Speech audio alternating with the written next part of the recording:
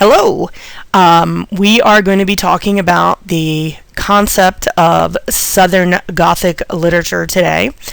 On the left-hand side at the bottom, you'll see Tennessee Williams, and on the right-hand side, you'll see William Faulkner, two of our great Southern Gothic writers, both of whom we're reading in this class. So, where does the term Southern Gothic come from? Well, it comes from the Southern United States. It's a literary tradition that developed in the early 20th century, and it's rooted in the Gothic style, which had been popular in European literature in the previous century. And of course, we'd read Edgar Allan Poe, who was pretty much the king of Gothic literature in the United States. And again, just as a reminder, Gothic style focuses on the macabre, the grotesque, the supernatural, the sinister, and a feeling of decay. Some of the writers of Southern Gothic fiction who you may have heard of include Tennessee Williams, William Faulkner, Flannery O'Connor, who wrote one of the great short stories called A Good Man is Hard to Find, Carson McCullers, Erskine Caldwell, Eudora Welty, Walker Piercy, and Harper Lee, who wrote To Kill a Mockingbird. 55 years after she published that book, she has a new book coming out. Apparently it was written 50 years ago, it was just never published, so some little interesting anticipation for this coming up.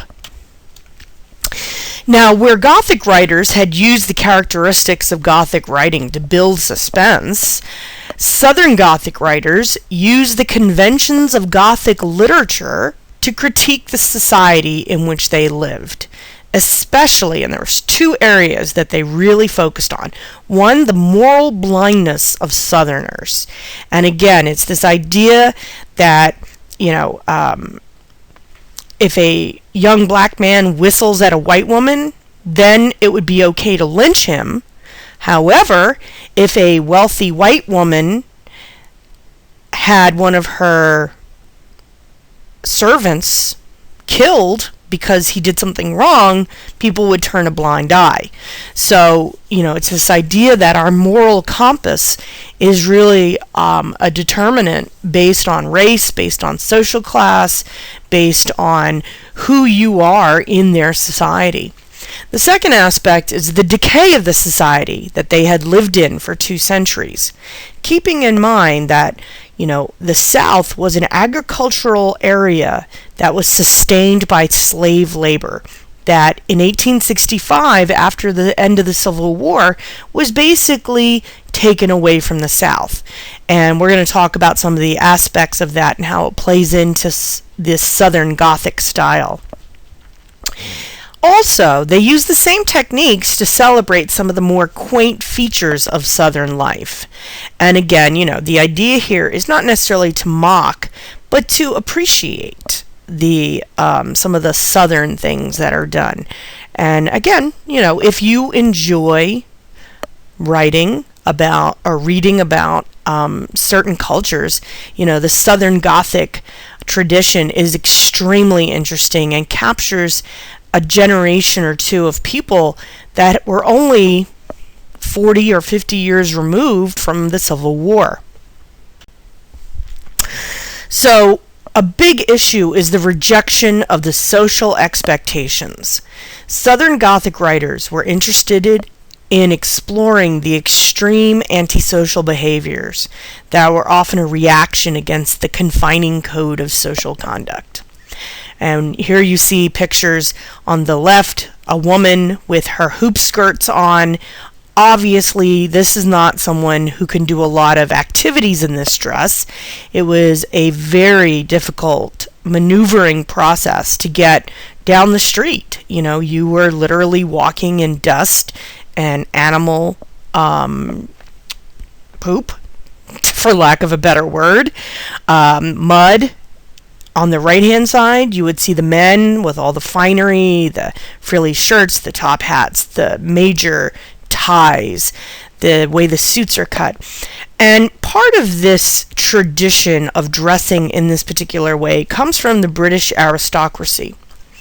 In the 1700s, you saw the rise of the Enlightenment, and this was the idea that humans are capable of anything, and as such, we need to declare our superiority.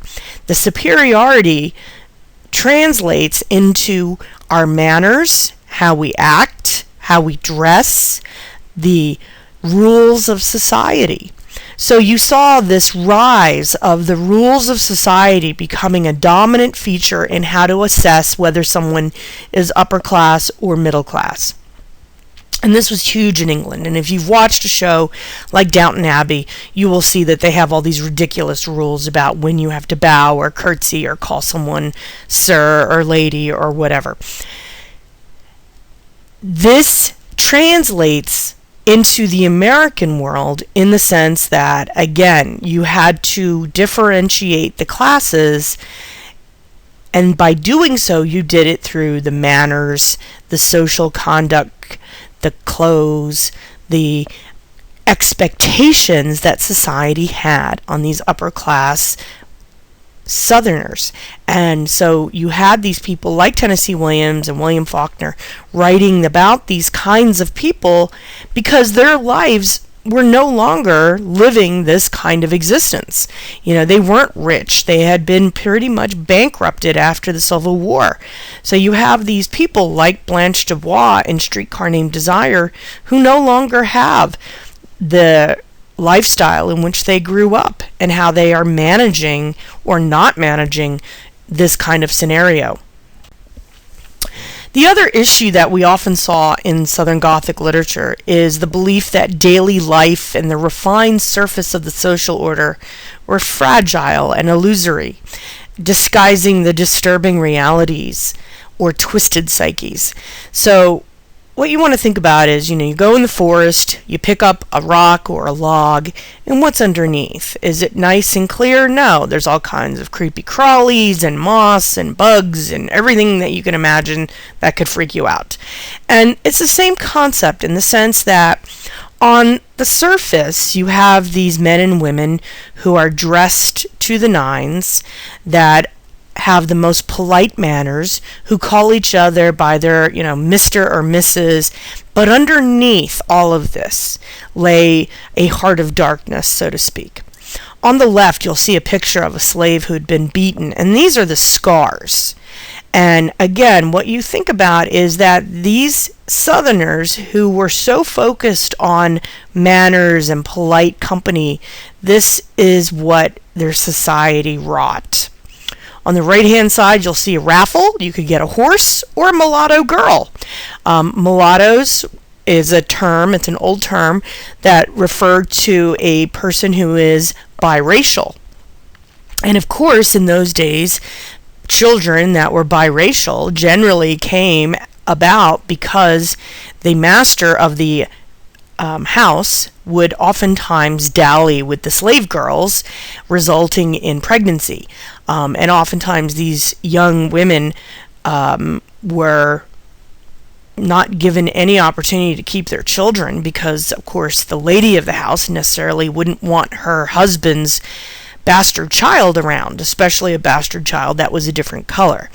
So again, you see all these manners and politeness, and underneath is this murky lifestyle that is really just rejecting of all social niceties. So Southern Gothic focuses on some broad ideas, including the tensions between the North and the South, the old ideas versus modernity. The North was the industrialized center of the country. It's where mechanics, or the mechanical revolution, took place in this country, whereas the South was way more agricultural and lived this old-fashioned ideal. There's also the complexities of a changing world order. As I had said, the Civil War decimated the South's economy. If the economy relies on slave labor, and then you take slavery away, everything has to change. It's like doubling the minimum wage in this country. Everything would change. And of course, with the end of the Civil War came the fact that slave labor was made illegal. And at this time, we saw something called sharecropping come into place. The concept of sharecropping is basically the slaves who had been freed were given an acre or two by the master of the farm that they had worked on, and they could work the property they were given, and of course they had to give the vast majority of their crop to the person who owned the property. So really it transitioned from slavery into a modified slavery, because really these folks weren't making much more than enough to live on. Another aspect is the disappearing realms of gentility and aristocratic ideas. And again, we've seen a lot of this with Streetcar Named Desire and Blanche Dubois, and this idea that you're raised to be an upper class aristocrat, and the world changes and all of a sudden you're not trained to do anything. So what you do see is Northerners, also known as carpetbaggers, who came south to help rebuild after the Civil War, and then, they were really there to build their own fortune, so they were often seen as opportunistic. And in Southern Gothic literature, the Northerners or carpetbaggers are often considered to be negative characters. Other Southern Gothic elements included the confused understanding of good and evil, the idea that there is no clear-cut right or wrong. Also, secrets and revelations about the dark underbelly of people's lives. Again, those secrets that we all keep, that we would be horrified if people knew about them. The transition in society from a focus on manners and social class to a focus on money and wealth. That today is how we define success, is how much money you have. People who are extremely happy but don't have a lot of money are not necessarily seen as successful. We focus on the fact that a certain actor makes $20 million for a movie, or a industrialist makes $1 billion more this year than he made last year. The fact of the matter is that society changed radically after the Civil War, and this was a big issue. And then we have the rigid social constraints placed on women, because as things were changing, the role of women hadn't really changed that much. So black men got the right to vote, but women had not. And women were not going to get the right to vote until after 50 years, more than 50 years after the Civil War. Women didn't have many options other than getting married and having children. They could join a convent and become a nun. In some cases, they could become a nurse or a teacher, but that was really not for the upper class people a lot of times. So, these upper class women were literally bred to marry and have Southern babies. And so their constraints were not just social, but they were economic too.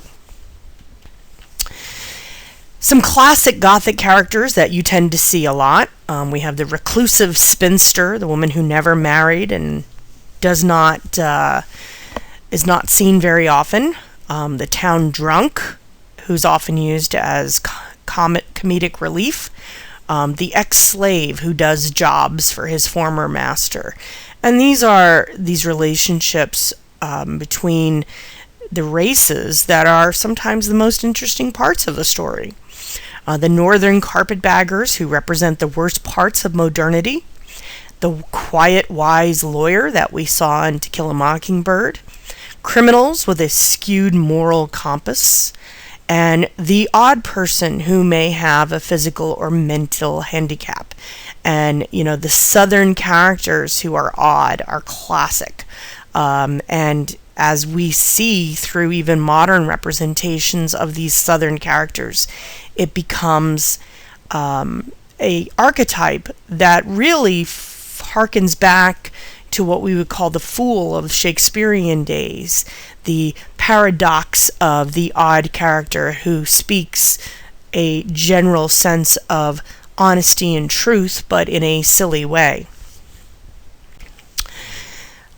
Lastly, when we look at Southern Gothic literature, we have to understand that irony and absurdity became a very huge element in all of this. And it demonstrates the futility in trying to stop time and reverse it. The fact of the matter is, time is a human construction. We have built the concept of time, and it is unstoppable in a general sense. Now, in a personal sense, we all have memories, and oftentimes they fade, they change, they become elastic as we age. The story that you remember about grandma or grandpa when you're 12 is going to fade a little bit as you get older, because as we get older, our memories do shift in a sense. And as a consequence, they become elastic in the sense that we're not entirely sure how accurate that memory is. And ultimately, what we want to think about with Southern Gothic literature is that the Southerners tried very hard to hold on to their old way of life. But, what the literature shows is that you can't stop progress. No matter how much you want to focus on manners and gentility and attitude, progress is going to happen no matter what, because time marches on. So, that's going to finish us up for Southern Gothic literature. If you have any questions, please email or text me, and I hope you have a terrific day. Thank you.